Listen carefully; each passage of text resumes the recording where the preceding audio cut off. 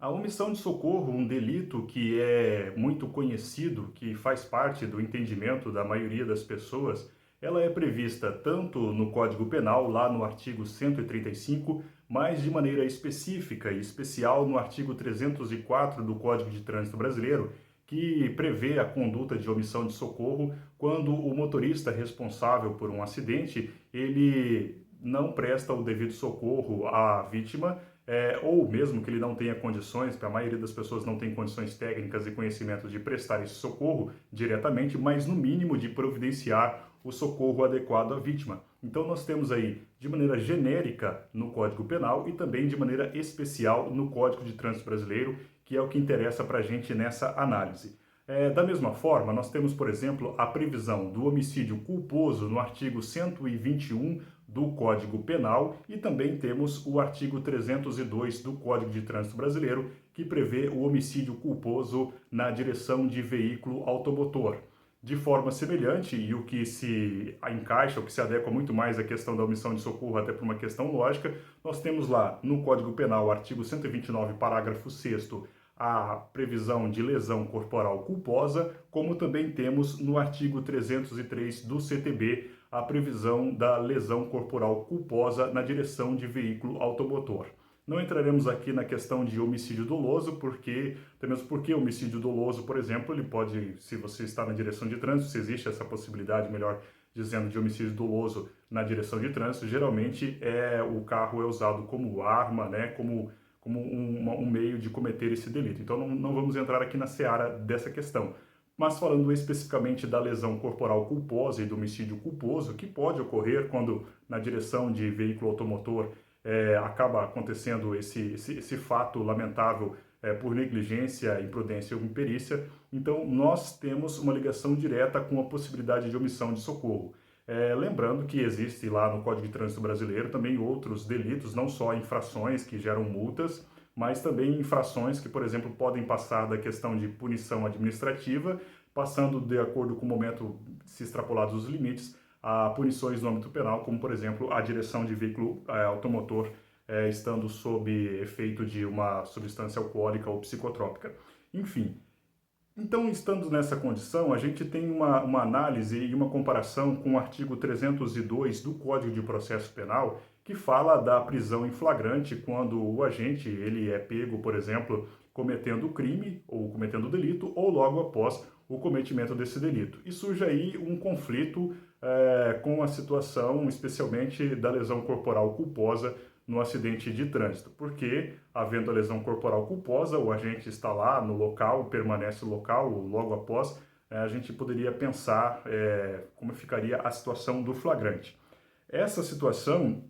ela é tratada diretamente, além da questão da jurisprudência, das decisões dos tribunais superiores terem previsões de que quando existe a apresentação espontânea,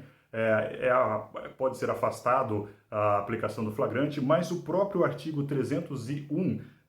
do Código de Trânsito Brasileiro, ele veda a prisão em flagrante nesse caso de acidente de trânsito, mais especificamente a gente fala aqui do homicídio culposo, mas até por uma questão mais lógica da lesão corporal culposa. Então o artigo 301 do CTB, ele veda a prisão em flagrante quando o agente responsável ele permanece e providencia o devido socorro à vítima do acidente de trânsito. Então, a própria legislação, e a gente faz aqui uma análise realmente doutrinária, uma análise legal, né, uma análise do ponto de vista teórico, não entrando em situações ou qualquer outra orientação prática, que não é o objetivo disso, então, esse aparente conflito entre flagrante e omissão de socorro em acidente de trânsito, ele é resolvido pela própria legislação, pelo próprio Código de Trânsito Brasileiro, que prevê então lá no artigo 301 que não é aplicado o flagrante quando o agente responsável pela lesão corporal culposa ou até mesmo pelo próprio homicídio culposo, dependendo do caso, ele providencia o devido socorro à vítima. Então, temos aí uma questão lógica, né? Porque seria meio impossível a pessoa prestar socorro à vítima e ter aí essa possibilidade do flagrante.